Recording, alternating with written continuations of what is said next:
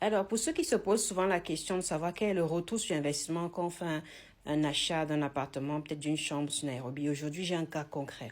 J'ai un client qui m'a contacté pour acheter un appartement ready to use. Donc, lui, il ne voulait pas une offre sur plan, il voulait un appartement déjà prêt à être utilisé.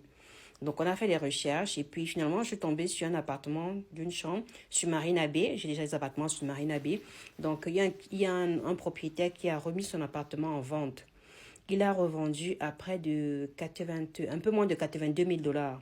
Un appartement qu'il avait acheté à moins de 62 000 dollars. Donc en 2 ans et demi, c'était la durée de la construction, 2 ans et demi, il s'est fait plus de 20 000 dollars. Quel livret A, quel compte d'épargne peut vous donner 20 000 dollars en si peu de temps? En sachant que même quand je dis qu'il a acheté à 62 000 dollars, c'était pas d'un coup, c'était sur plan. Donc il a fait un dépôt de 30% et il a eu 2 ans et demi pour pouvoir repayer mensuellement.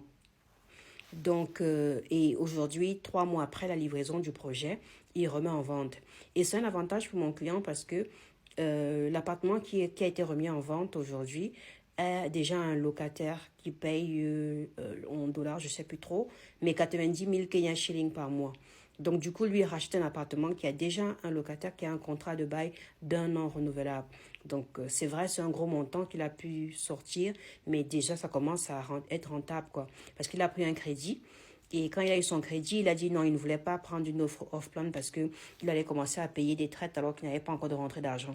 Il a préféré investir dans un projet déjà prêt qui allait commencer à rapporter et supporter une bonne partie des traites mensuelles à payer à la banque. Donc, c'est vraiment un cas pratique, hein. Vous pouvez vérifier.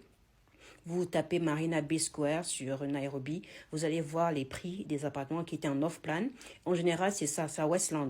En général, on se ferait toujours entre 15 000 et 25 000 dollars de plus-value au moment de la revente d'un appartement, surtout qu'on l'a acheté sur Westland. Si vous voulez en savoir plus, contactez-moi inbox.